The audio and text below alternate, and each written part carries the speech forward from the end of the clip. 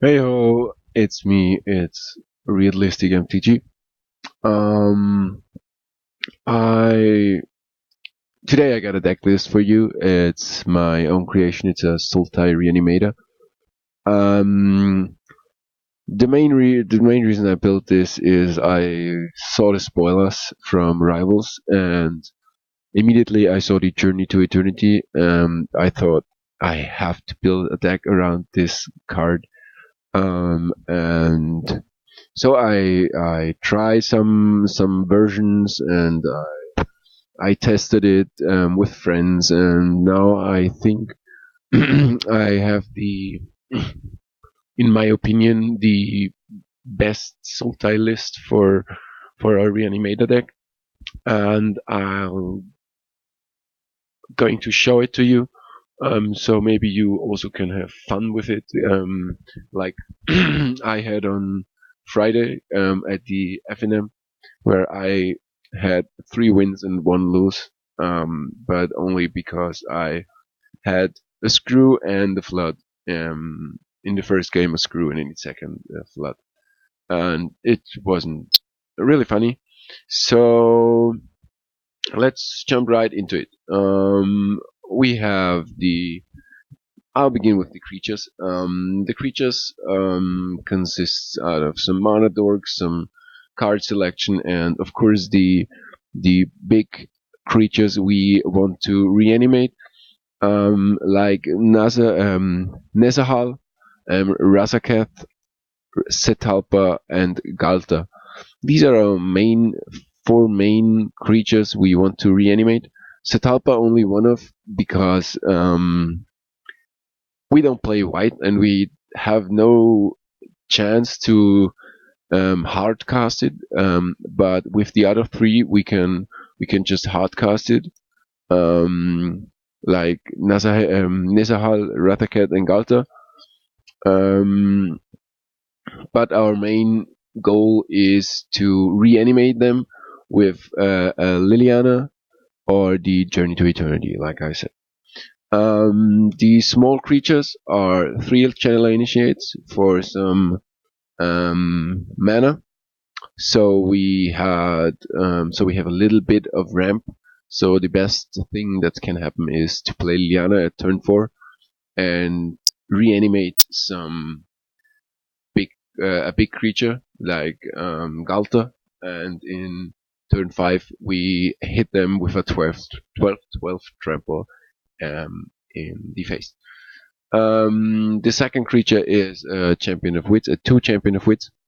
Only 2, cause in this deck the ability that um, isn't that good, like in a gift stack or something, cause we only have 7 cards in our deck we really want to discard, and so I only play 2 for the late game, for instance, cause then we have enormous card advantage when we draw 4 and just discard 2, and have a 4/4 body on the battlefield.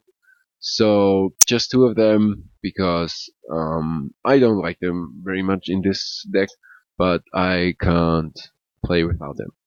So the next is the Tomb Robber, 4 of a whole playset of Tomb Robber. It's the best card for this deck because it has the pay 1, colorless, discard a card, and Tomb Robber explores. Um, Imagine you have the Razakat, you draw a Razakat, and you don't know how to get rid of it from your hand. So you just pay 1 mana, discard the Razakat, and Tomb Robber explores. Then, if you have a land, you get a land into your hand, and if it's a non-land card, you can decide whether it stays on top of your library or it goes to the graveyard. It's also perfect because if you reveal an Nezahal or a Galta or a Setalpa, you can also put them into your graveyard, and in addition, the Tomb Robber gets a +1/+1 counter. It's perfect. Um, the next creature is Yahini Undying Partisan. It's a perfect engine with the Journey to Eternity. because you can sack the creature enchanted with the Journey to Eternity to get the creature back and flip Journey to Eternity, so you don't have to wait for your opponent to attack or to remove the creature. So, but you can just sack it into Yahini. The best is you block with Yahini and the other creature, and then sack the other creature into Yahini. So you have two blocked creatures, and yeah, one of yours is indestructible and the other won't die. It comes back to the battlefield. Yeah, and then the other four creatures to reanimate. Then Liliana is the best. In my opinion, Liliana is the best. How to say, the reanimation spell in standard at the time. Because you can pick it up to create a 2/2 black zombie creature token, and put the top two cards of your library into your graveyard. And if you had a scry, or I don't know, with the Tomb Robber, if you know what's on top of your library, you can pick up the Liliana and put it into your graveyard. Then with the Razak, you create a 2/2 black zombie creature token, which you can sacrifice into Rezakat. So you can search your card for any. You can search your library for any card and play it the same turn, because you don't have to pay mana for the tutor ability, and you don't have to pay mana for the Liliana uptick. So you have your whole mana base, and you can cast the card you just searched with Razakat. To our spells, we're playing 4 Charter Cores, cause it's a great card, cause you draw 2 cards and then you discard a card unless you attacked with a creature this turn. So in the late game, when you need cards, okay, attack with a creature and then draw 2 cards. But in the early game, you can draw 2 cards, and then if you have a Razakat or a Satalpa on your hand, you can just discard this card and have 2 new cards. So it's perfect for this deck, for this strategy. And strategic planning is also in the deck, because you can look at the top 3 cards of your library, put one of them into your hand, and the rest onto your graveyard.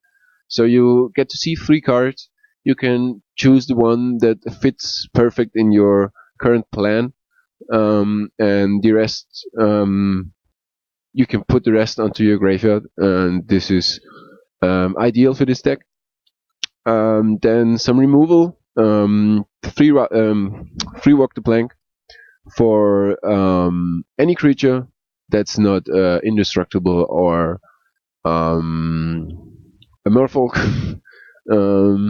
So it's sorcery speed, I know, but it's a good card, because 2 black mana, destroy any target creature except merfolk creature. I think it's perfect. And you also could, if you don't have the Yahini and you really have to flip your Journey to Eternity, you could walk the plank your own creature. So you have to flip Journey and reanimate a big spell the next turn. Then the Raska's Contempt against the Scarab God or indestructible creatures like Hazoret, or if your opponent plays dinosaurs and slams a Satalpa onto the battlefield, also indestructible, and the only chance to get rid of them is to exile them. So Raska's Contempt, pretty important, and you gain 2 life in addition. It's perfect. The enchantments, like I mentioned, 3 Journey to Eternity and 1 Search Forest Counter. We will never flip this card, because it's perfect the way it is. Because every turn, at the beginning of every turn, you can. It's not a scry; it's a scry to the graveyard or to the top. And this is exactly what we need for this deck. Because if it's a big creature, we can put it into the graveyard. If it's a spell, we can draw it. If it's a land, we don't need, we can put it in the graveyard. If it's a land we need, we can put it in our hand. It's the perfect card for this deck. Then the land base, it consists out of 4 Blooming Marsh, 4 Botanical Sanctum, 2 Drowned Catacombs, 2 Fetid Pools, 1 Field of Ruin to deal with all the flip lands like Path of Metal and all the other ones that are now that are the people are playing. Then 1 If Near Deadlands as a kind of backup removal, and 1 Hypno Rivulet because of the if we don't have any chance to get cards in our graveyard, we still can mill ourselves, and for 2 mana, 4 cards into our graveyard isn't that bad, I think. Then the basics, we play 3 forests, 3 swamps, and 2 islands. Up to the sideboard, I play 4 duress, 3 negate, 2 lost legacy, mainly against control, because you can choose with lost legacy. You can choose the approach. If approach is their mainly win option, and maybe they only have approaches win option, they have no win option left. So it's pretty good against the approach decks. Then free negate, and for the rest, yeah, against the control decks like Ube approach or Ube control. Then the Carnage Tyrant is also against the counter heavy decks, so it can't be countered, and it has hexproof, so they have to block it to death. Otherwise, they had to deal with they can't deal with a 7/6 trample hexproof. Then 1 Gunty to beat our opponent with their own weapons. It's kind of cool card. 2 Yahini's Expertise for the aggro matchup, so -3/-3 until end of turn. I think it's perfect for against these the red, the mono red, or the Boros aggro strategies. Then, and in addition, you may cast a card with converted mana cost 3 or less from your hand without paying its mana cost, like, I don't know, the Yahini itself, or a Tomb Robber, or a Champion of Wits, or a Charter Course, or Strategic Planning. It's a really good card against. If your opponent goes wide, you can just give everything -3/-3, and the thing is done. The Scarab God mainly against creature heavy decks, and I won't play it in the main deck because the deck is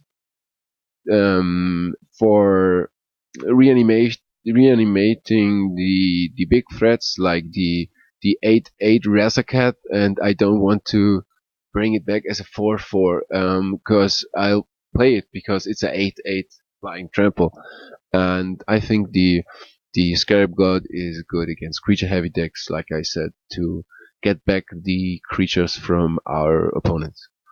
And 1 Never to Return against Planeswalker heavy decks, so we can deal with a Chandra or a Vraska, and so we have 3 destroy target Planeswalker creature or Planeswalker spells in our deck. Yeah, this is my Sultai Reanimator deck. I hope you enjoyed it, and maybe you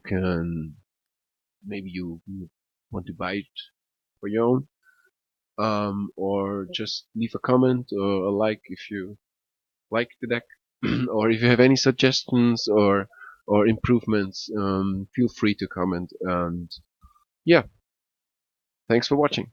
Bye.